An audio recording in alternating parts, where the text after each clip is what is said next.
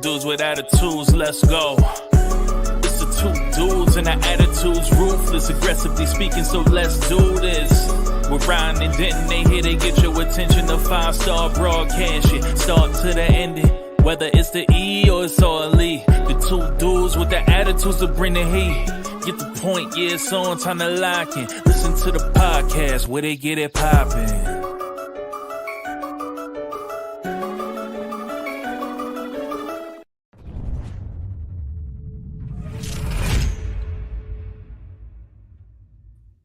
You're watching Two Dudes with Attitudes, a wrestling podcast, and this is the WWE edition of Two Dudes with Attitudes. As always, it's my boy Ryan Enjoys Wrestling and the Heartbreak Dude Denton, and we're glad you tuned in. And I just realized as soon as Ryan hit the record live button that I forgot my mic. I am currently moving, so hopefully you guys can hear me good enough. I just realized right now, I went to grab my mic and was like, I rushed all this. I don't have my mic. I was wondering what you were doing. Yeah. I don't have my mic. Yeah. So, but you can hear me, right? So hopefully, I think I'm doing the speakers off my beats. So hopefully it's good enough. Hopefully I sound okay. Yeah. All right. That's good. As you can tell, I'm not in my studio. I'm in a blank. This is my couch is almost my only thing left in my house because I'll be moving tomorrow. So Two Dudes with Attitude fans, Wolfpack, don't ever say we're not dedicated because Ryan's done this sick, on vacation, on trips. I've packed all week and still watched all wrestling, posted on TikTok. Now we're taking notes instead of moving and doing things. So we are dedicated to you all as our second job here, not even our real job. So, but anyway, we got a lot of stuff to cover, man. SmackDown was fire. Yeah. Raw was fire. NXT had entertainment. We have news. We have a galore of stuff. Just holy cow, was this a week of wrestling? So are you ready to get started? Because I know my man, Ryan Enjoys Wrestling, the producer himself, has some news. Yeah, we got some big news coming out of the world of WWE today. And the first bit of news is Dijak. His contract has expired in the WWE, and he has chosen not to renew it, and he will not be returning to the WWE. He released a statement today saying that he's leaving the WWE, and there's a picture of him signing his contract, but on the contract it says, let me get the actual statement, because he was talking about how WWE never made him a single offer. So here's the truth. WWE never negotiated with me. We attempted to negotiate and they stonewalled us. They never made me a single offer. Then they informed me that they would not renew my contract at the 11th hour. 2 months ago, I was in one of the best matches in NXT history and a top match of WrestleMania weekend. On that day, a top executive in WWE told me I was crushing it. I was slated to feud for the NXT title, but I got called up to Raw instead. I consistently outperformed everyone's expectations, especially throughout 2023 and early 2024. I never complained about anything or was difficult to work with. I tirelessly pitched ideas to anyone who would listen. As recently as the day before I was notified, I never once missed a booking, and I was injured one time in 7 years for 3 months. I'm thankful, disappointed, but also excited. This has lit a fire under me to relentlessly prove to myself, to the world. All I ever wanted was a fair shot. Now I have the opportunity to go out and take it. That's enough talk. Now it's time to do or Dijak. My last day under a WWE contract is June 28, 2024. So tomorrow, and get ready to feast your effing eyes, Donovan Dijak. So in this, the picture of him is him signing a contract with signing a piece of paper with that statement printed on it. So it looks like he's signing his contract. So looks like Dijak is out of WWE going forward. Not a work for sure. Not a work. That came out of nowhere. He was just like, I don't understand why they wouldn't sign him. Yeah, I don't know. I don't think it is. I don't think it's a work. Because this is like everybody's contracts are up right now, and Ricochet's obviously, he may or may not return, and Dijak is right there behind him. We have Becky Lynch, we have Seth Rollins, so it feels like this feels like Chad Gable just re-signed. So I don't think this is a work that he's leaving, and also he hasn't been used. It's not like he was in the middle of a program and all of a sudden he's going a different he lost a feud and he's going in a different direction and he's changing his character. And they kind of have a story going on with this already with NXT with Brooks Jensen kind of doing some crazy stuff behind the scenes. And, you know, he was released, but, you know, he's still showing up in NXT tapings and hijacking things. So I don't think this is a work. And I think it's a missed opportunity for WWE for sure. Oh yeah, for sure. I agree. Too bad. But wish him best. Two dudes, wish him the best. So I could see him. I do see him maybe going to TNA, and then we'll see him on NXT television again in a couple of weeks because he's part of the TNA partnership. So I could see him going there, but I don't think he's going to AEW or anything. I think we're going to see him do more MLW, TNA type wrestling. I think he fits there better. I agree. All right. Any other news? Yeah, some other. Man, it's more gossip than anything, but let me pull it up. But MVP is apparently running his mouth about the WWE, and he is accusing the Hurt Business. He is accusing the WWE of basically adapting the Hurt Business gimmick for the Bloodline. So he recently was on Instagram and he uploaded a post featuring the Hurt Business when they were on top of the WWE. And then this led to quite a few fans asking him questions about the Bloodline. And one fan noted how the Hurt Business, how the WWE took the Hurt Business gimmick and essentially gave it to the Bloodline. And MVP responded to the fan by admitting that that was the case. So the fan wrote, "They took your gimmick and crew and gave it to the Bloodline. That's what happened. You guys were so cool." This person spelled cool with a K, by the way. The suits, right. the suits, the attitude, and gold, a complete unit. And then MVP responded with true story. But I'm like, no, they didn't. You know, I wrote on our X account. Yeah, that like everybody in the Hurt Business was related because the Bloodline story is all about family. And you know, is it because it's more like a mafia thing and that's what the Hurt Business kind of resembled, and Roman Reigns is kind of the mafia boss and they were doing that kind of thing? But even then, like, still, that's better suited for them anyway. But also the Usos, I'd never seen Roman Reigns in a suit in his entire gimmick. I've never seen the Usos in a suit. Sami Zayn never wore a suit. I don't remember an honorary Hurt Business member. I don't remember an honorary an honorary Us joining the joining Cedric Alexander, and unless you include what's his face in there, the tall guy, the Nigerian giant Omos. But yeah, like I don't know. This just, again, this feels like MVP is just unhappy with the way he's being used. I don't even remember the last time we've seen Omos on television, and this just feels like sour grapes. And maybe this is his way of asking out as well. But yeah, I did not like this at all, and this is just a bad look for MVP, in my opinion. I agree. I can't figure out where the guy who spells cool with a K, where he got his information from, that they took gimmicks. I don't ever remember the Hurt Business being on top either. I remember them being a good faction, and they were doing. When were they? When was Bobby Lashley champion? When he wasn't the champion when they were the Hurt Business. They didn't have every single belt when they were the Hurt Business. It was No, I don't get it. I don't know. You brought this up to right before we went on here, because once again, I don't go on all these news outlets, and now I barely even go on X anymore, so I don't get my information. But that sounds bizarre to me. Bizarre. And it's just weird that MVP is just openly running his mouth. And I'm gonna be that tribalist guy real quick. But when is Triple H gonna step up and be a boss? He needs to do something. You got a disgruntled employee openly running the company down on social media, and he needs to step up and be a boss. Don't let the inmates run the asylum. I agree.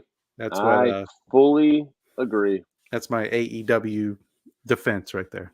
So, but other than that, AEW, no, yeah. But other than that, that's really the news in the WWE. Slow news week. Well, other than they're killing it. So yeah, I did see that we're getting the behind the scenes footage of the WrestleMania build up on YouTube next on July 3rd. So, yeah, finally. Yeah, right before maybe we should go live. That'd be fun. Yeah, that would be. And then and one other thing, we're gonna go live too. for Money in the Bank, right? I'm pretty sure. So mark your calendars, fans. And then one other thing too, before we move on, is Triple H was on the Pat McAfee show this week, and he said that when WWE moves to Netflix, that A, there's no guarantee that they're going to be on Monday nights, so they can switch nights. B, they're probably going to go down to 2 hours, and C, it's going to be uncensored. So no more black screen of death every time the fans chant "Holy shit" during a cool moment, or no more Rock getting censored over everything that he says, so you can't understand him when you're watching him on television. So there's some good things on the horizon when WWE moves to Netflix. Yeah, I like that. I don't like the Monday thing, though. You can count me out on that. I want it on Monday. That's where I do wrestling has been for ever since Raw started. So other than Saturday Night Main Event and stuff like that, but I don't know. But we'll get there. We'll see. All right, you ready? Always, my friend. Actually, I saw one funny TikTok that someone posted. I don't know who it was, but it was something about first night of Monday Night Raw on Netflix, and that's the introduction. And he's like, "And coming out, Seth fucking Rollins." Yeah, like spits his water out of his mouth. It's like the first night of uncensored on Netflix. Funny. That is pretty funny. Can't wait to get a Seth fucking Rollins shirt. All right, you ready? Smackdown was Let's get into it. Yeah, flipping packed. Here we go. CM Punk opens up the show, even though he's on Monday Night Raw, talks about Drew McIntyre quitting, and out comes Paul Heyman. He hugs CM Punk passionately for about 45 minutes and tells him he's worried about him and wants him to leave before Solo comes out. Here's the Bloodline, and Paul asks Punk to take him with him, please. Cody runs out with bats and makes the challenge for later tonight. Jade Cargill tells Bianca that they need their tag titles back. Randy and Kevin Owens tell Cody Rhodes that they have their back, but Cody has a plan. We'll see. Chelsea Green defeats Bianca Belair and Mitchin to advance in the Money in the Bank tournament. Blair Davenport tells Bayley she'll win the Money in the Bank and cash in on her, and Bayley says, "Who are you?" Solo tells Heyman to tell Kevin Owens and Randy Orton something. The audio cut out. I don't know if that was planned, messed up. No idea. Backstage, Grayson Waller and DIY are having a chat when the garage door opens and Drew McIntyre is standing over a bloodied CM Punk in Chicago, ladies and gentlemen. Drew throws him on his shoulders like he's a child, carries him all the way to the ramp, and drops him pretty damn hard. He takes his bracelet from him. Nick Aldis tells him to leave, and Punk is carried out on a stretcher. Carmelo Hayes defeats Randy Orton and Tama Tonga. That's a surprise. To advance in the Money in the Bank tournament. L.A. Knight, is in the ring to call out Logan Paul. So who do we get? We get Santos Escobar. He gets a BFT for coming out, and then Logan Paul knocks out L.A. Knight cold from behind. Andrade defeats Kevin Owens and Grace Waller to advance in the Money in the Bank tournament. Tiffany Stratton is mocking Mitchin when Nia Jax attacks Mitchin to defend Tiffany Stratton. And in the main event, Cody Rhodes and Solo basically don't have a match. It ends in a DQ. Randy and Kevin Owens are out to help Cody win. The new Jacob Fatu arrives and legit destroys Cody Rhodes, Randy Orton, and Kevin Owens all by himself to close the show. And that is the SmackDown review. Where do you want to start? Because that shit was jam-packed. Let's Jacob Fatu. I mean, all right, let's go. None of us saw that coming. You know, this was the Monday Night Raw before we saw the return of Seth Rollins with no, it wasn't ruined. Nobody told us. Nobody had any idea. And then we kind of all had an inkling that Jacob Fatu had signed with the WWE, but we didn't really know when he was coming. And now here he is. And that debut he had that's the way you make a debut. I mean, that guy looked unhinged. He looked out of control. He looks like somebody that Solo's not even going to be able to control. He's just going to be kind of the loose cannon in the Bloodline. And I'm here for it. I think it's going to be an exciting addition. I can't wait to see where this goes. I thought it was a well done debut for Jacob Fatu. Well, Jacob Fatu is a damn beast. And rumor has it that WWE has been afraid to bring him in because they were afraid that he would overshadow Solo Sikoa. So what do? They have him enter for the first time ever and destroy the world champion, one of the all-time greats, and Kevin Owens, who's a Hall of Famer in his own right. So you knock out three of maybe your top 7 dudes in all of WWE have this guy do it. What a freaking debut. You're talking about the Wyatt Sick6 having a good debut? Yawn. This was the best debut in the WWE in quite a while. It was remarkable. The announcers ate it up. People dog on Barrett and dog on Mr. Carmella, and they do a great job. They sold it well. They're on it, right? Yeah, they're SmackDown. Yeah. They sold it well. They made it impactful. Kind of briefly talked about who he was in a sense. Made him sound like the beast he looked like. It was everything you would want in a first time premiering on WWE Network. They all stood tall. I even liked how the Tungas looked worried. Like when they all put up their ones. Yeah, they threw the ones up. Kind of like, whoa. They were like shaking, like, what the hell is going on? So, yeah. I mean, that's art. It was just well done. A beauty. Yeah, and I thought this was the best Bloodline debut since Tama Tonga came in those SmackDown after WrestleMania and took out Jimmy Uso. So, yeah, I'm excited to see where this goes. And I liked what they did. I like how they did it. I like that, like you said, the Tongans were afraid to throw the ones up. Paul Heyman looked shocked that he didn't know that this was happening. He didn't know this was coming. I'm loving all this. And this, of course, this is all going to lead to Roman coming back somehow, some way. And still don't really know how that story is going to play out. So I want to see more, and I can't wait for SmackDown on Friday. I mean, Solo said, which I didn't say in my notes, that Roman is not coming back. So that's going to play a part as well. I also got to say that in the 3.5 years of the Bloodline, they do a roller coaster nonstop, and it always feels like as soon as they're starting to go down a little bit, they do something to bring it back up. They were going down, they brought in Sammy. They were going down, they brought in the whole Rock.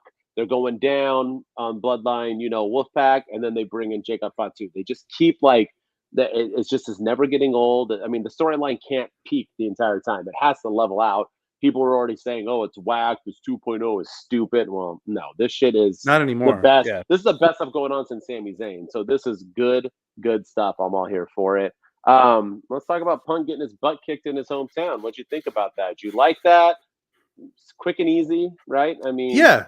I mean, I was legit surprised that. I mean, I had a feeling Drew McIntyre was going to show up, but I didn't think he was going to do that on SmackDown. And I like how it was done. It was all done in one shot too, which was really cool with the camera work. I like that, everyone that they had the quote unquote heightened security because of the Wyatts, and you hear the banging when the DIY and what's his name? Grayson Waller are talking because Austin Theory's off, and then you think, oh, it's the Wyatts. We're going to get a Wyatt segment, and boom, it's Drew McIntyre holding CM Punk and beating him down and banging him against the door.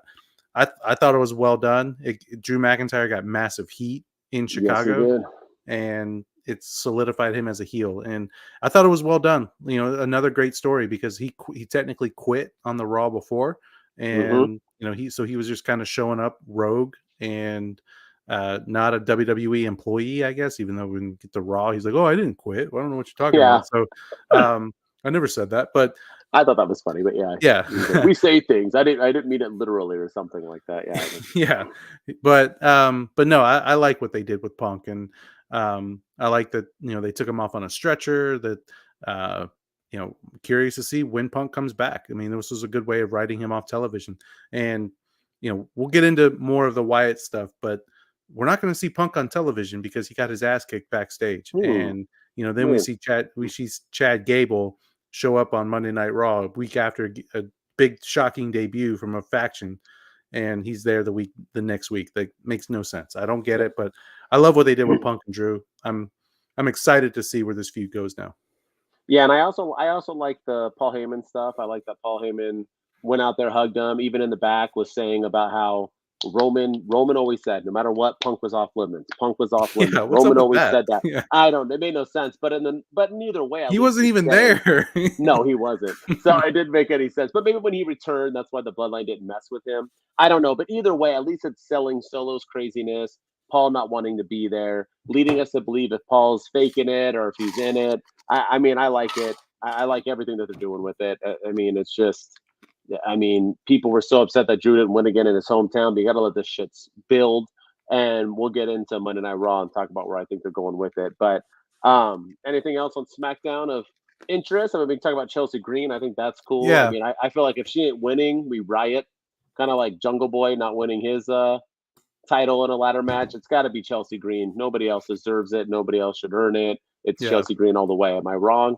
I mean, no, not wrong at all. I was surprised at some of these winners on SmackDown. You know, Chelsea yes. Green beating Bianca Belair and you know, not so much Mitchin, but Bianca Belair is not going to be in Money in the Bank.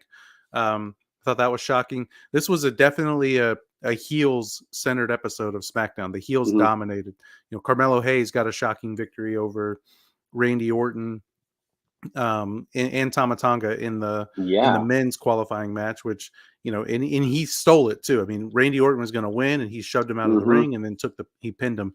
And then Andrade. You know, Andrade beating Grayson Waller, but then Logan Paul showing up and knocking out LA Knight was a cool touch. So yeah, this was a very heel, and then of course Jacob Fatu at the end. It was a very heel centric episode of Friday Night Smackdown, and Drew McIntyre doing his thing as well. So yeah, it was a good episode, and you know, but yeah, Chelsea Green has to win Money in the Bank for sure. All right, let's get into Monday Night Raw. I got too much to talk about, so I'll try let's to do do this as quickly as I can. The show opens with The Miz on commentary because Pat McAfee is not there. They don't state why. Drew goes to the ring to brag about what he did to Punk. He talks about the bracelet he stole. It means family to Punk, and now it's his. And Drew will win Money in the Bank. Chad Gable from the grave arrives with security. Braun Breaker and Kaiser end in a DQ when Sheamus attacks. After the match, Braun spears Sheamus, and he looks pissed. The Judgment Day are eating chicken nuggets and playing video games that are gifts from Liv Morgan. Damian Priest is upset. What else is new? Dom shares a text from Liv. He shows all of them, and Carlito says, "That's cool," assuming it was a nudie. They are focused on Braun Strowman later on tonight. Braun Breaker wants Sammy at Money in the Bank, and his wish is granted. Lyra Valkyria defeats Kairi Sane and Shayna Baszler to advance in Money in the Bank. Adam Pearce tells Drew McIntyre he has to earn his spot in the Money in the Bank. Drew literally brings up 75 other people who didn't earn nothing and got title shots, but Adam Pearce doesn't care. Liv Morgan in the ring and says she's waiting for Daddy Dom, and I'm waiting for that shirt to come out. Out comes Selena Vega looking sexy as shit, and they have an amazing back and forth promo. I liked it all, everything from sloppy seconds to the crowd chanting. Good stuff from these two girls. Rey Mysterio comes out for whatever reason to break up their fight.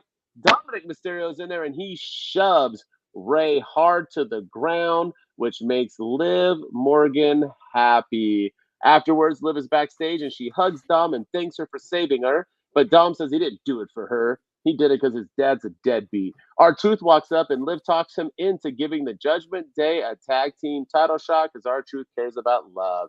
Chad Gable, once again from the grave, defeats Braun Strowman and Bronson Reed to advance in the Money in the Bank with the help from the Judgment Day. After the lights go out and Nikki Cross crawls into the ring and gives Michael Cole a box.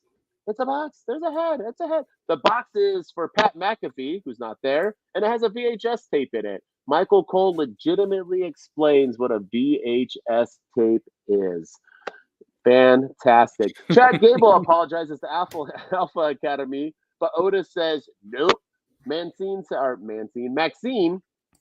says she'll talk to him about it. The Creed brothers and Ivy Nile ask him if he needs any help. Bum bum bum. Dawn and Fire defeat Chance and Carter. Damage Control. Woo woo. Jump Chance and Carter after the match. Or jump the champs after the match. Liv walks out of the Judgment Day locker room when Finn Balor was there all alone. Priest tells him it looks sketchy, and he says it's all too good to be true. Miz is upset about R-Truth granting title shots. Damian Priest is out for a promo, and Seth Rollins interrupts. They make a stipulation set for their match at Money in the Bank.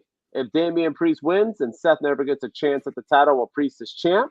If Seth Rollins wins, then Priest leaves the Judgment Day for good. Damian Priest says Judgment Day needs him and he doesn't need them, so he agrees. The VHS tape is shown, and it's Uncle Howdy interviewing himself, Bo Dallas. Bo gets personal. He answers all sorts of emotional questions, things about his brother, things about if they're exploiting his brother, and they basically say they're doing it for Bray. It does seem like they don't have powers anymore, and they will just be regular old humans. Karrion Kross defeats Kofi Kingston, and in the main event, the Judgment Day defeat Awesome Truth with the help from Liv Morgan to become the new tag team champions. And Liv poses with the champs after the show, and they don't seem to mind at all. That's the Raw review, and it took me about 45 minutes. I apologize. This was a crazy episode of Raw. It was up and down and up and down, and but man, let's talk the Judgment Day, and then we'll talk Wyatt Sick6. But that's like the whole show, so let's get into it. Yeah. I'm still. I don't know where they're going. Now I'm, for a while I was convinced that Damian Priest was beating Seth Rollins at Money in the Bank, but now I'm not so sure with them adding the stipulation that he's got to leave the Judgment Day if he loses, and Seth will never challenge for the belt again as long as Priest is champion. Well, I mean, Gunther's winning the belt anyway at SummerSlam, so Priest won't be champion for much longer. So that stipulation will be thrown out if Seth Rollins loses. But now I'm starting to think that Damian Priest is going to lose, and I don't know how I feel about it. But because they do need to expedite this Judgment Day stuff. This is kind of dragged on a little bit now, and I'm curious. And him saying like they need me a lot more than I need them, and him not being out there to celebrate when Finn Balor and JD McDonough won the tag team titles again. They took care of business, which is what he's been asking for, and they finally did it. And he doesn't come out to help with them or celebrate. It's a good story. I can't wait for it. It's gonna, whatever happens, it's gonna be incredible. I have no doubt about it. But I was convinced that Damian Priest was going to SummerSlam to wrestle Gunther, but now I'm not so much anymore after this. So, I don't know if you follow my TikTok, but I made a theory on the Judgment Day and what I think is going to happen. So, I was all for it as well. I thought they were going one way. This is all to kick Damian Priest out. As soon as Seth came out and said that, I was like, oh my gosh, he's going to lose. Then the Judgment Day won the tag team titles, and my entire opinions changed. Liv Morgan told Rhea after she injured her that she was going to take everything from her. Everything. Rhea has three things: a title, a Dom, and a group. She's taking her title. Check. She's trying to seduce Dirty Dom, so she'll have him soon. Check. Now she needs to win over Judgment Day. How do you do that? Buy gifts. Okay, number one. Good job. Show them that she can give them what Rhea could not.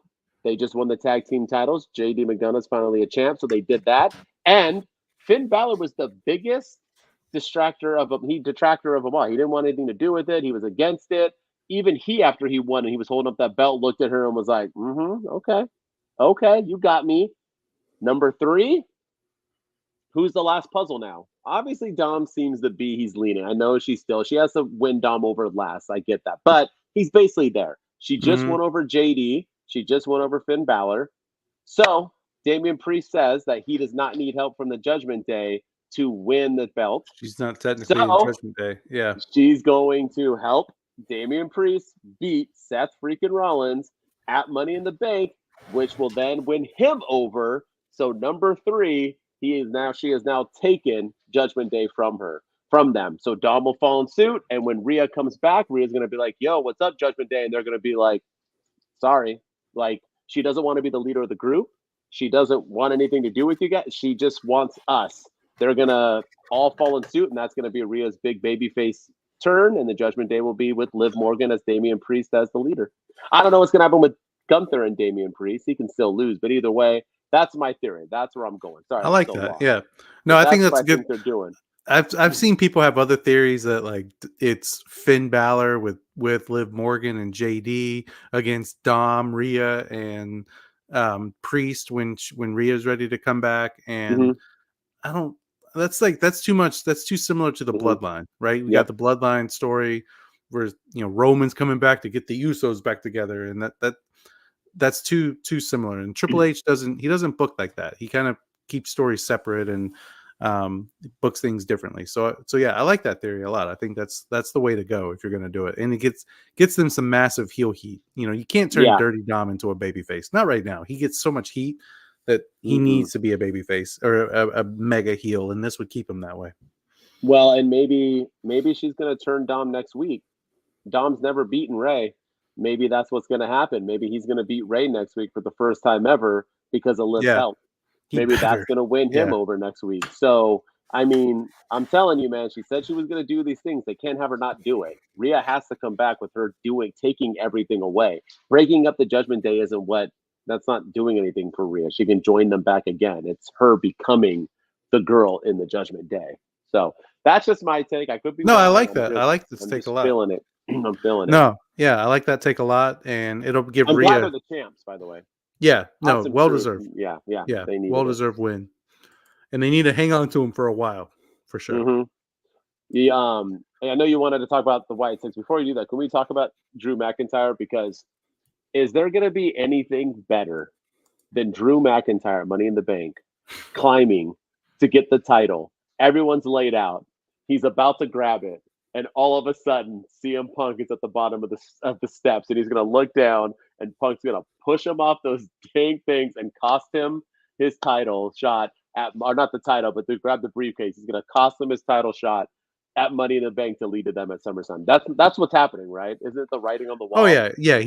Like Punk is going to screw McIntyre, or McIntyre is going to win, and then Punk's going to screw the cash in, and McIntyre's going to have an unsuccessful cash in. Either way, but I think they're leading at SummerSlam. I think we're going to have the swerve at Money in the Bank. I think he's going to have that briefcase in his hand and get shoved off the ladder, and Punk's going to I don't see why people don't love this Drew McIntyre not winning thing, getting robbed. It's such good TV.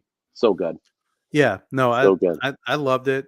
You know, I'm a little miffed at Adam Pearce because it feels like he's going why are you going so hard after freaking Drew McIntyre for what he did on SmackDown and what he did to CM Punk, and you know he has to earn his opportunity at Money in the Bank whenever why are you going after him? But you rewarded Braun Breaker for murdering Ricochet by giving him an Intercontinental Championship match at the pay-per-view.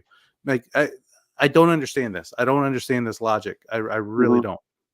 So, you know, that's a problem with Triple. Like one minor gripe I have about Triple H's booking is the continuity, and I feel like that's an area right there. Oh, well, Drew McIntyre embarrassed Monday Night Raw. He quit, and now he comes back, and you know he took out CM Punk. He's not even supposed to be there, but they do nothing about Braun and Ricochet and everything that he's done backstage. I don't know. It's just little things like that. Like Braun Breaker should not be in the Intercontinental Championship scene right now in storyline mode. Of course, he should be in real life, and I'm happy that he is, and I love how they're using him. But storyline mode, it makes no sense that he's in the Intercontinental Championship mix when he should be getting punished, fined, suspended, something for everything that he's done, hurting jobbers, you know, going after management, banging on Adam Pearce's door, you know, the way he did on Monday Night Raw, just all these things, and being a thorn in the side of the management. You know, they need to stand up. I mean, they fired Bobby Lashley on TV when he accidentally bumped him, but yet Braun Breaker. Still racist to this day. I don't ever claim race. That was like my biggest that was racist. Why? Yeah, that was everybody. That was pretty bad. I mean, meanwhile, Brock Lesnar goes out there and F5s him, and he's like, "Oh yeah, you know, WrestleMania main event's all yours." It makes no sense. Whatever you like. Yeah. But no, I don't know. I'm just kind of a little irritated with the use of the general managers right now. Well, and that's what I said in my thing too. That Drew brought up 75 valid people and points of him granting other people title shots. Arguments. Yeah, but he always does. That's what I love about Drew, because he's a bad guy because he speaks the truth. That's why he's a bad guy. It's like great television. But all right, I want to hear it. Let's get into the Wyatt Sick. That's what you want to talk about. I want you to dive into it. I'll dive into it. Let's see how much I can copy from Busted Open. All right, you ready? Yeah, because that's what we do apparently. That's what we do. You know, I'm going to be honest. I liked their debut last week.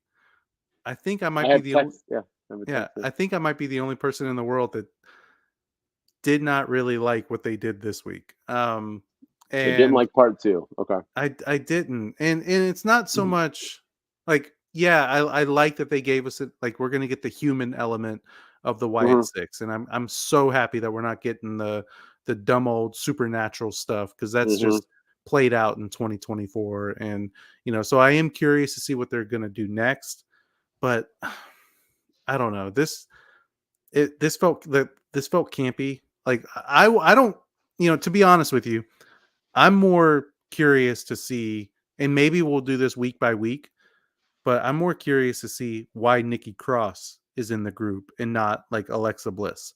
And I'm more curious to know why Dexter Lumis is in the group over somebody else, and why Joe Gacy, after everything he was doing in NXT, why is he in the group and part of this faction? Like, that's what I'm more curious about, not so much why Uncle Howdy's here to wreak havoc. And yes, I am curious about that.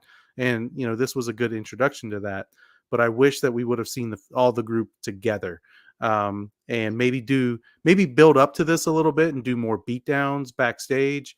I didn't like that Monday Night Raw was your normal episode of Raw after they destroyed the gorilla position last week, and they open up with the pyro, and they open up with, we're live here. And, they really didn't even do, like, we have heightened security. I mean, Paul Heyman mentioned it on SmackDown, but nobody really mentioned it on Raw all that much. I mean, Michael Cole mentioned it a time or two, and then they gave him a VHS tape dedicated to Pat McAfee for some reason. And I know they've been going after the McAfee show on TV on the, I don't know, like this, it was cool. It was well done, but it just didn't, it just didn't resonate with me. It just did not land for me.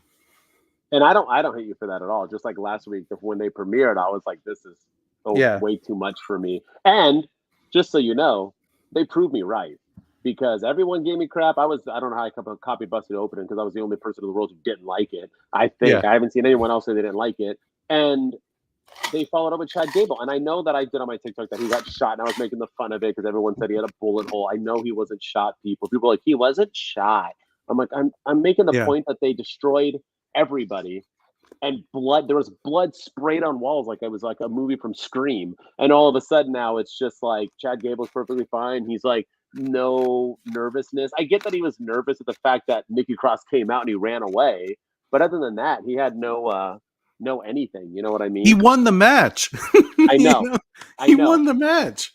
I know. Like, no psychological elements to it. No, like PTSD from the beatdown. Nothing.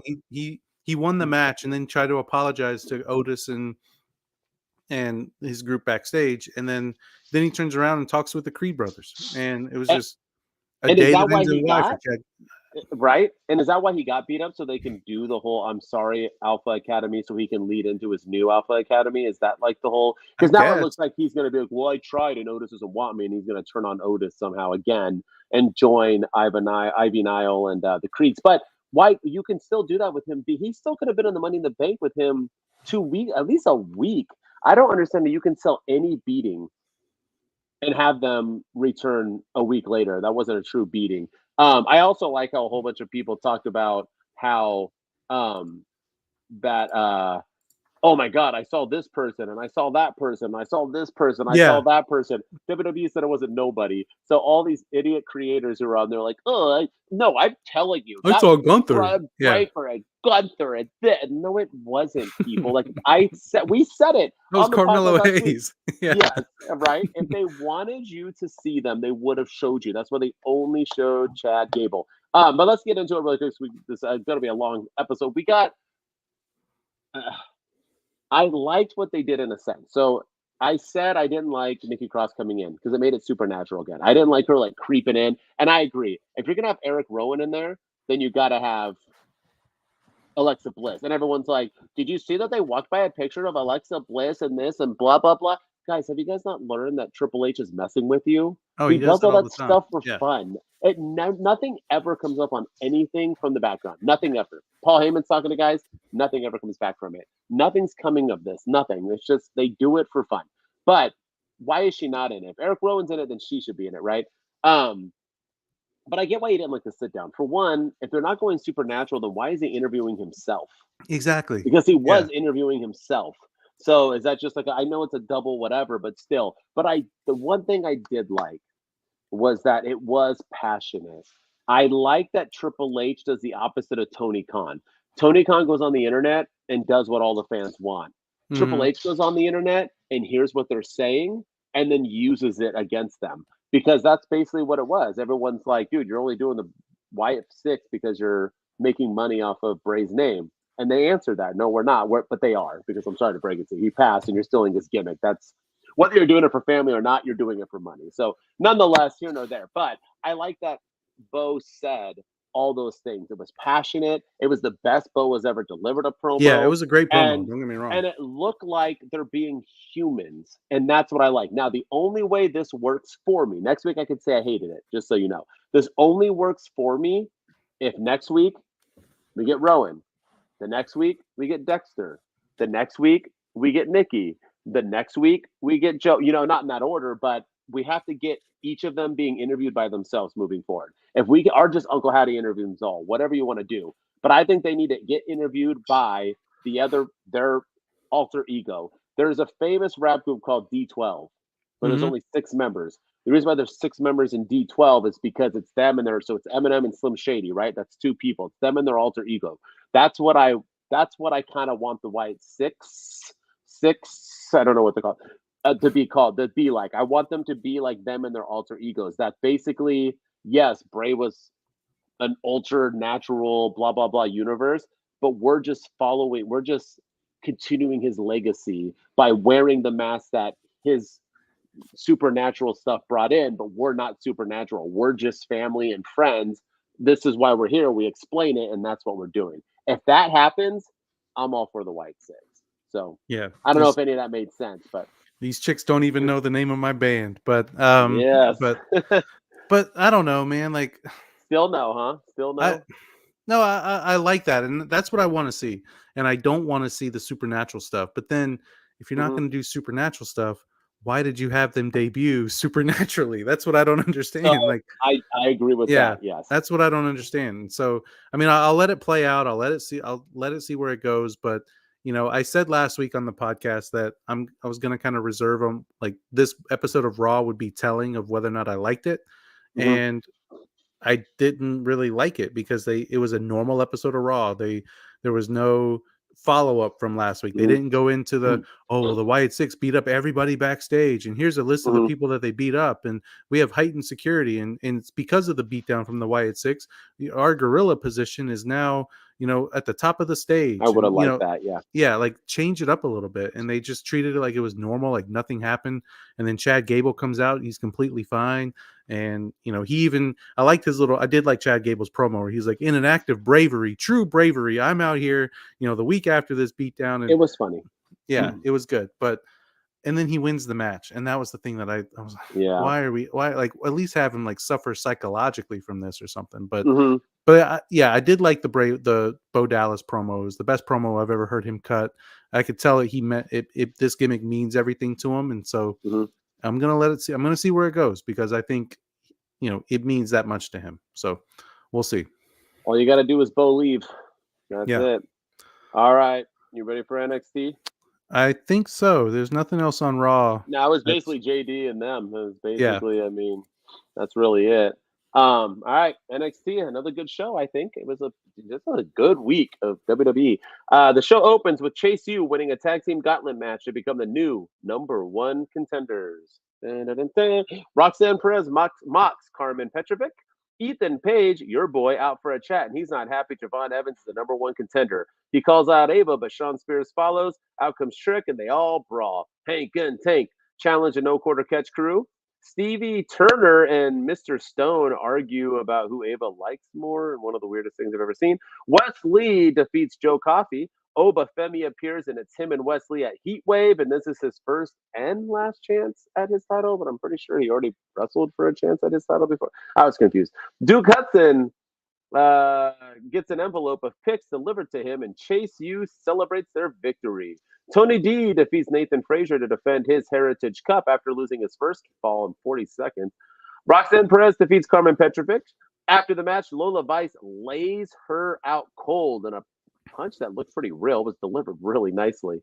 Noam Dar calls Metaphor FaceTime, And he states that he is now injured and out for a while. Ora Mensa talks and does a personal story, just like Bo did. He cut a pretty nice, passionate story about him, learning him a little bit.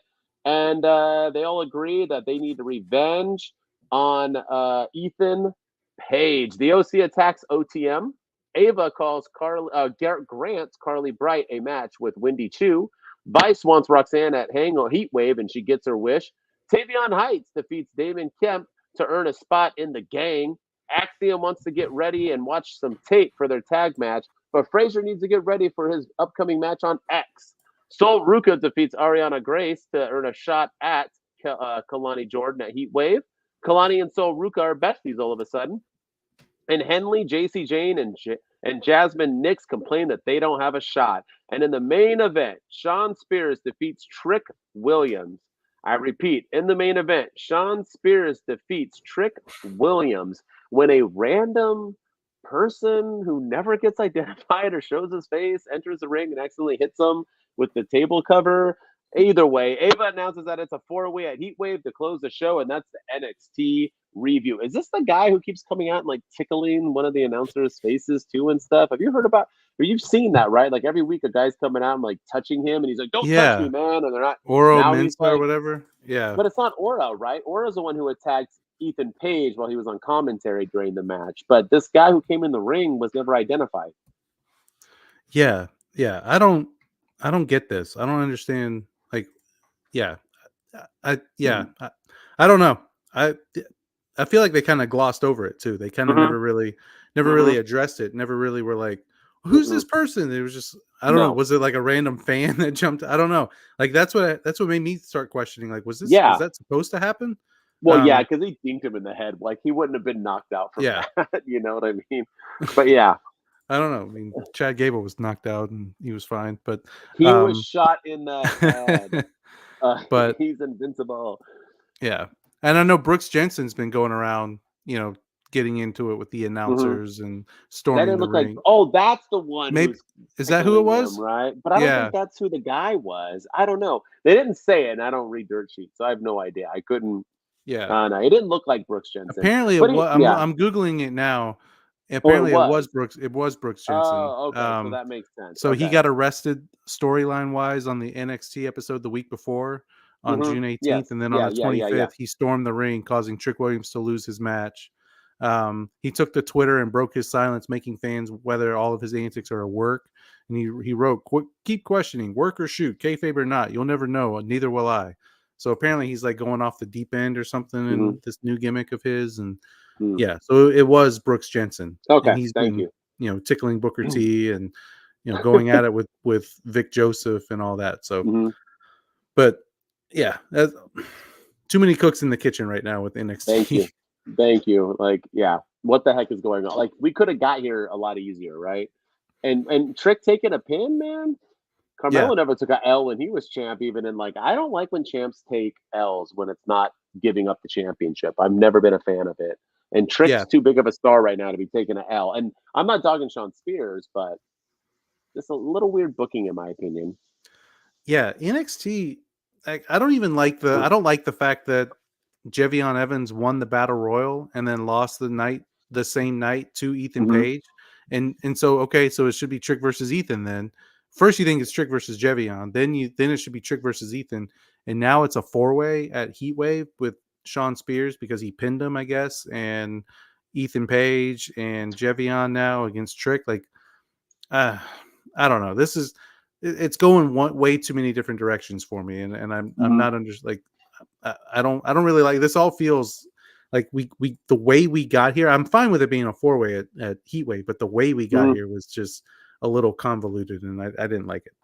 I agree. I fully agree. And Evans getting the title shot, I thought it was just like Kalani Jordan winning her match. It's just way too soon. Like, I had no idea who Kalani Jordan is, and her matches have shown. And now she's probably going to beat Sol Ruka at Heatwave. That's a pass for me. And then Evans just getting one so quickly. Like, why not have him go like with Wesley and go for the North American or build his way up a little bit? Maybe upsetting Spears and Ethan, because you can say, well, Ethan Page just got here or something. Well, but Ethan Page is a star. He's been doing it. Evans is like a brand new talent. I just don't.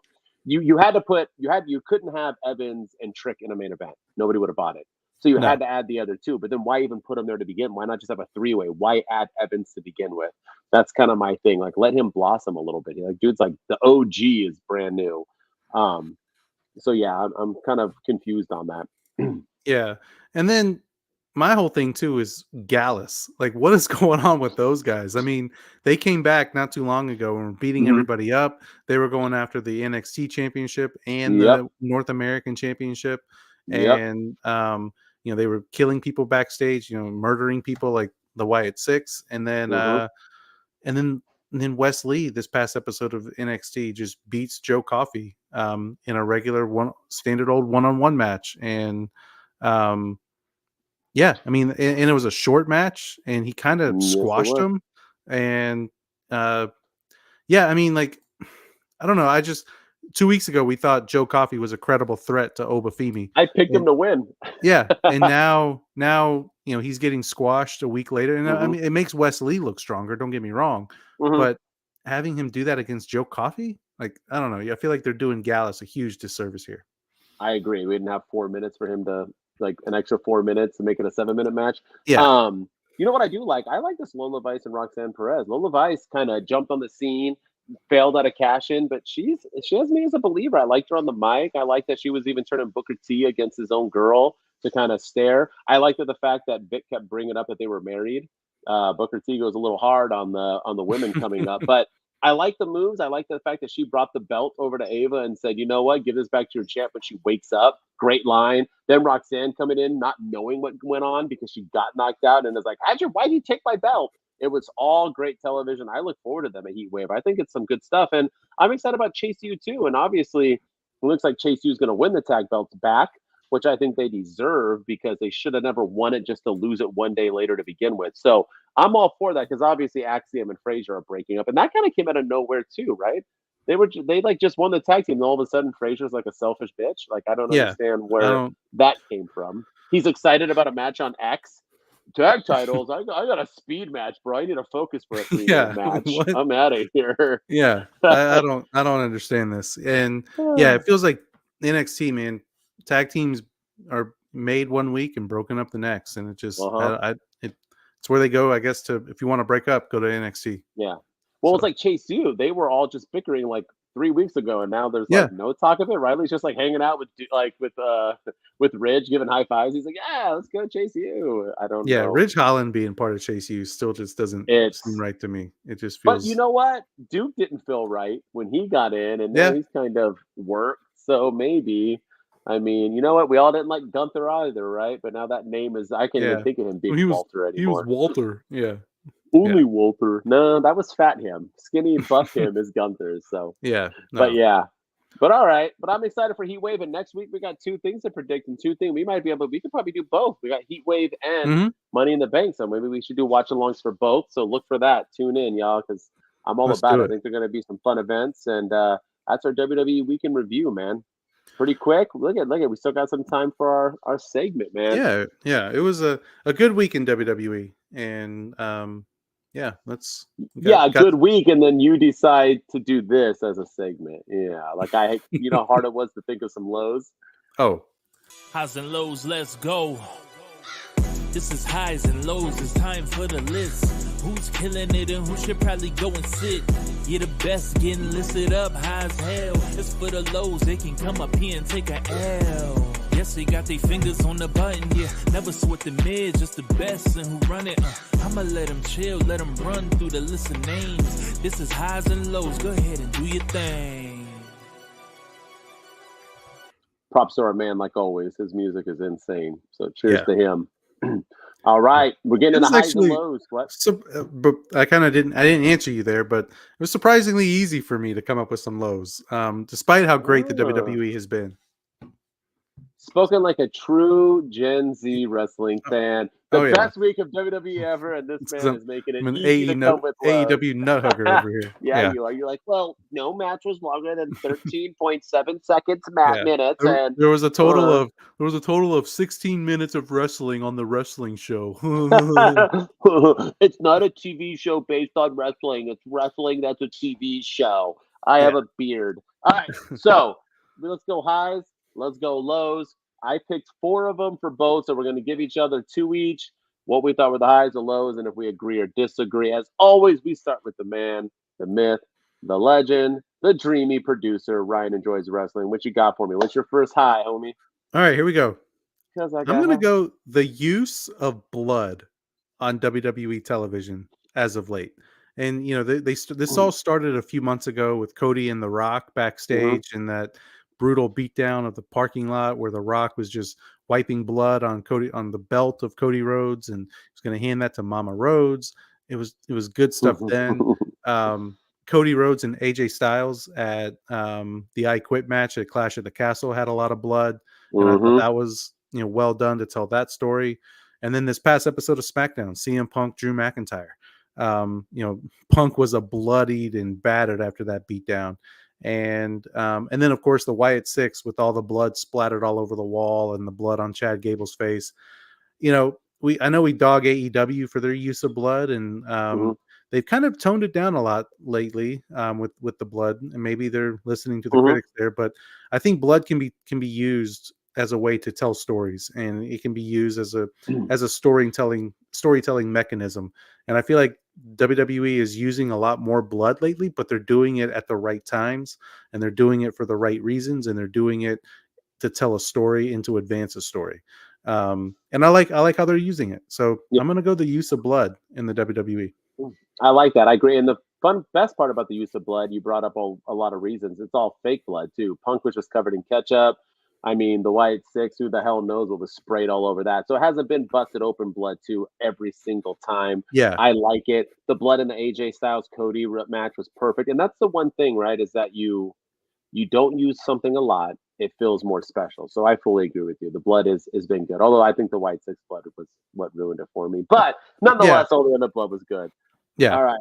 I'm gonna throw a something from left field, as the kid said. This is all the way. My first high for this week of WWE is Nia Jax and Tiffany Stratton. I don't know why. So Stratton released that racist video or something. I never saw it, but I guess it was racist. And honestly, she was on a roll. She hasn't been around really since, other than a few vignettes in the back quickly. And her and Nia Jax, who is, I'm assuming, of some kind of descent, maybe has some kind of African American in her culture somewhere, but she is now defending her, and I like it. There's nothing better than, and I'm not saying Nia Jax is not a beautiful woman, but the Beauty and the Beast type of thing, and not a beast as an ugly, but beast as in Nia Jax is a beast. She gonna f you up. I like this, and I think if Nia Jax, as the Queen of the Ring, and if she can beat Bayley, which I think she will at SummerSlam, and have Tiffany Stratton as like her side girl, and she'll help Tiffany Stratton win some match, I'm all for it. I think this is a fun little cool connection, and I think it'll help Nia Jax because I don't think people still love her as much as they should with how great of a return she's had. So why not pair her up with Tiffany Stratton, right? Shuts up the doubters about her being racist, and it helps with, both of their gimmicks moving forward. Maybe I'm far off on it, but I like it. I like that too. I think they're both heels and they both want the same thing. And yeah, why not put them together? It makes sense. I mean, they can be, imagine if Nia Jax wins beats Bayley and wins the women's championship, and then you put both of them in the women's tag team title picture, just how phenomenal that would be. So yeah, I'm all for Nia Jax and Tiffany Stratton. Let's go even further. Let's make them like a love interest where Tiffany is like my hero and saving him. Maybe they have a little bit of a going on. You know what I mean?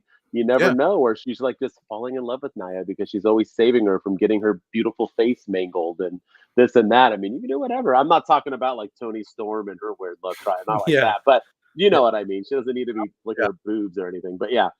All right. Yeah. Yeah. All right. Second high. Okay. Go ahead, dude. I'm going to give this man some credit. He's never been one of my favorites, but Michael Cole on commentary this past episode of Monday Night Raw. This man did commentary for about maybe 90 minutes to 2 hours solo by himself. And that can't be easy. He had to sell stories. He had to sell matches. He had to call stuff in the ring. And yes, he had the Miz there for the first half of the show. And then the Miz ran backstage. And I thought for sure they were going to bring out like Wade Barrett or somebody else to kind of take it. But no, he did it all by himself. and stayed in character. He did the thing with the VCR, explained to us Gen Zers out there what a VCR is. And I know what a VCR. I had a V. I'm 38, so I grew up with Blockbuster and Be Kind, Rewind, and all that. But yeah, I mean, like I thought, Michael Cole. Like, I'm not a fan of his commentary style. Mm-hmm. But I got to give the man props. I mean, he kept me he kept me engaged in Monday Night Raw. I mean, doing commentary with two people is hard Mm-hmm. enough. Doing it with three people is even harder. Doing it solo has got to be difficult because you can't have moments of silence, and if you do, it's got to be at the right time, and you got to do it by yourself. And I think Michael Cole, that performance as commentator on Monday Night Raw, solidified him as one of the GOATs, if not the greatest commentator in the history of WWE. So it's funny you say that because I've never been the biggest Michael Cole fan, and I know people say he's so great, and I think sometimes you just become an all-time great because you've been doing it for so long. But I remember there was a time where I was on this doing my thing, and you disappeared forever, and then everyone tuned out because me talking to myself just wasn't as interesting as me talking with someone else. People like Santi, I give props to that. Santi can sit there and entertain himself and talk and not wear. And I know I can, but I'm just saying, like, so I watched a movie. People talk about the greatest actors of all time, and people usually bring up Daniel Day-Lewis or whatever. He's the greatest actor, blah, blah, blah. And I've always said Tom Hanks was the greatest actor of all time. And there was a movie that solidified that to me. It was called Castaway. And there was a scene where Tom Hanks was on an island for about 45 or so minutes, about the same time as Michael Cole Doesn't say a word. Yeah. And he acts with a beach ball. And that's the only communication he has. And it is one of the greatest movies. And you have emotion. This man is on the screen by himself with a beach ball 45 minutes. And when he dies, you cry about it. You are legit sad that the beach ball has floated away because Tom Hanks has made you feel for this freaking beach ball like it's a real human. That's why I've always said Tom Hanks is the greatest actor. I don't think anybody else can do what he did. Michael Cole has earned my respect. Like you said, I agree. The fact that he took over commentary longer than 45, wasn't like an hour and a half. It was like half the show. It was forever, and they never gave him anyone. Pretty damn good. And I was entertained the entire time. Yeah, so I never missed a beat. I know I was, and to be honest with you, I didn't even notice that he didn't have anybody with him the whole time until like the very end. I was like, oh, Michael Cole's been doing this all by himself. Like he didn't he didn't miss a beat. And before we move on, but I want to give condolences to Pat McAfee. Apparently, he wasn't on Raw because immediately after his show ended on Monday night, it was in Indianapolis, his hometown. Monday Night Raw was, but he lost his father-in-law. That's why, yeah. And that's why he wasn't there. And a lot of people thought it was Wyatt Sick6 related because they've been targeting his show. His show's been randomly cutting to black and all that. That was just the box. Yeah. Yeah. He came out on Monday night or Tuesday morning on his show and basically said like, yeah, I missed Raw because, my father-in-law passed away unexpectedly. So he was in the hospital fighting an infection and they thought he was going to be released. And then he ended up passing. So condolences to Pat McAfee and his family. And really quick, I don't know how we missed this, but condolences to Roman Reigns and his family as well. Oh, yeah, because Roman lost his father, the great, so it's sad as well. So condolences to them and his family as well. Or Roman. I mean, at least his dad got to see him have that title reign. And I remember when he hugged his dad, I think it was at the WrestleMania we were at, maybe, or was it a different event? I forget, but I think it was, yeah. Yeah, but hugged him and sad stuff too. So condolences to Roman and his family as well. And all the entire bloodline, they're all affected by that. Oh, yeah, all of them. All right. My second high is, believe it or not, I know it's going to sound weird, but Drew McIntyre versus CM Punk. I know we already talked about it, but I wanted to compare something really quick. Mercedes Moné debuted in AEW. They didn't have her wrestle for 7 months. Just kidding. I know it was like a couple months, right? And she got stale. And because of it, no one ever liked her. We were over her. People still aren't really cheering. She still doesn't wrestle. She just is like, she just kind of ruined the aura of Sasha Banks and all that she could be doing within, AEW to help them. And now I just feel like she's a lost cause. Drew McIntyre and CM Punk is a perfect example of how to promote a rivalry with no violence, no wrestling, no nothing. Even the violence they didn't show Drew beat up Punk. He was just laid out. And this is just such great storytelling that this has been going on now for 2.5, 3 months. And I am dying I cannot wait till SummerSlam to see these two get in the freaking ring and go. I've never been more excited for either of these men having a match than I am for this. So props to Trips and the writing team and to them for keeping it. So the fact that Punk donated his bracelet for the gimmick. I mean, he carries that bracelet literally with him. That's a real thing. It's just nice to see how two professionals and good writing can keep people relevant without having to face each other in a ring. So good stuff, man. Yeah, I've been I haven't been as high on Punk and his return to WWE, but the last couple of months he has been doing his part, and they've been selling me on this match, and I can't wait for it. And it's been going on a hell of a lot longer than 2 to 3 months. It's been happening since before the Rumble. You're right. You're right. So about you're right. Yeah. And so about 7 or 8 months. And you're right. Originally when Punk came back, I mean, everybody wanted him to face Seth Rollins at WrestleMania for the World Heavyweight Championship, and that was the match, that was the promo that was going to outshine Roman and Cody.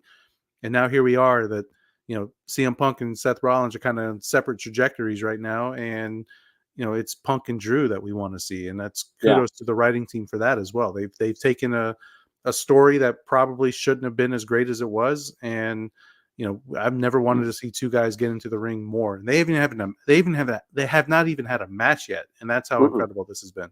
I agree. All right, let's get into the lows. Go ahead. You said you had so many of them, but we only need 2, so let's hear them. All right, I'm gonna go my first low.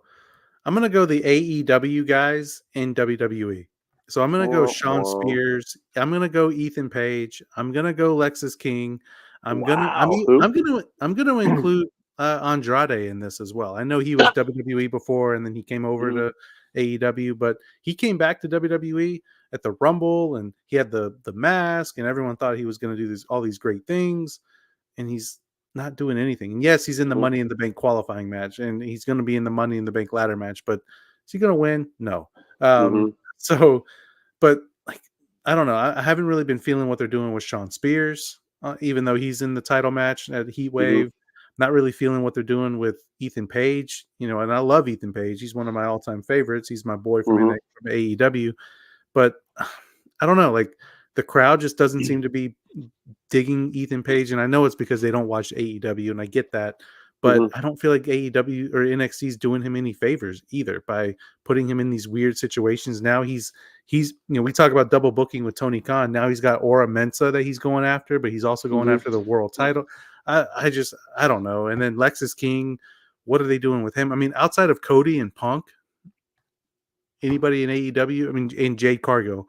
Yeah. I mean, the AEW guys are just not doing very well at the moment. And so, I don't know. I'm just kind of low on them right now. And that can change in a couple of weeks. Maybe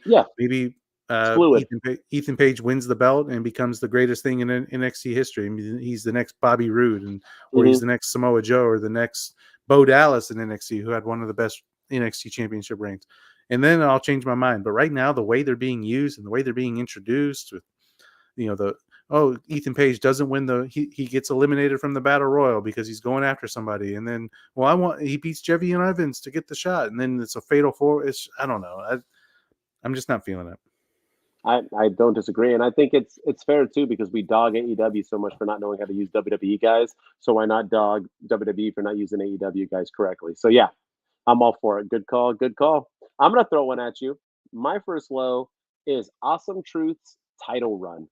Just remember, they won this at WrestleMania, biggest stage of them all, by defeating the Judgment Day. Technically, they were defending their titles at WrestleMania in the ladder match. They won this match.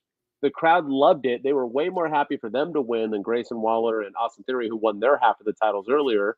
And then they ended up just closing off that part by winning them. And we did absolutely nothing but stupid R-Truth jokes backstage. They defended it like twice, only to then lose it to a lesser tag team of the Judgment Day, in my opinion. Take away Priest and add JD McDonough.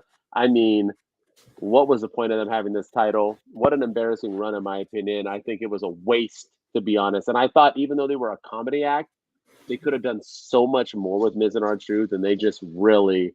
Triple H can't book everything perfectly. Maybe this is one he entrusted in other people, but I thought this was pretty mid and boring, in my opinion. So, yeah, it's always telling when you have a tag team beat a tag team for the titles, just to have them lose the belts to that tag team that, and like 3 months later too. Yeah, It's like, yeah. I mean, like they beat.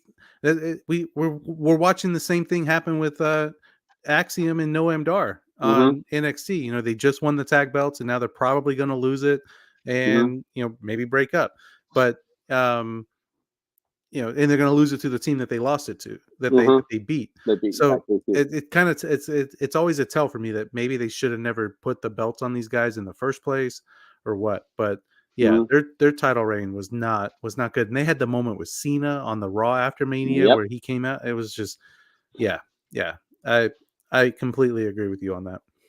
All right, what's your last low? Let's go. I'm going to follow up with you. I'm going to kind of build off of yours, and I'm not going to just talk about Miz and Truth's title reign, but I'm going to say the tag team division in general right now is it's bad. I was excited when they split the belts and we finally got SmackDown tag team champions and Raw tag team champions. But I mean, honestly, you have AOP who isn't being booked correctly at all. The New Day is on the fringe of breaking up on Monday Night Raw. You have the Judgment Day who is together one week and they hate each other the next week, and they like each other the next week. Miz and Truth on Monday Night Raw. And then on SmackDown, you have like DIY and the Street Profits, and that's really it. And it's just it's not as deep as I thought it was going to be. And yeah, you have the Creeds out there, and you have all these other, but they don't use them. And like I don't know, I just feel like the tag team division right now, Miz and Truth's title reign was an absolute travesty. I think Grayson Waller and Austin Theory, as when they won the belts, I thought it was going to be great for them. But they're not. I don't think they're doing the belts any favors. I mean, their whole story is turning Austin Theory babyface, and the Grayson Waller is going to cost them, and they're gonna turn on each other. That's their whole story. Which, surprise, surprise, every other tag team is turning on each other as well too. So, yeah. So I'm going to just say the tag team division in general, even on the NXT side. I mean, Noam Dar and Axiom just aren't doing it for me. Gallus is falling apart. Frazier. Sorry. Frazier and Axiom. They're not doing it for me. And Gallus is falling apart. It's just the tag division as a whole is just really, really weak at the moment. And I thought it was, when they split the belts, I thought it was going to be stronger than ever, but no, it's not good. The tag team titles in the WWE division died the day the Wolf Dogs died. I'm just saying it right now. As soon as they lost their titles, we haven't done shit with it. Here's the thing, right, is that I said when they split it that they shouldn't. I don't know why people wanted two different divisions. We have never focused on tag teams in the WWE. No point to have two different champions, and I think we're proving our point. Waller and I don't even think Theory have even defended their titles. No, they haven't. I don't. It's just like it's been a pretty big wait. So yes, I fully agree with you, and I want to follow up now with you. You followed up with me. Now I want to follow up with you.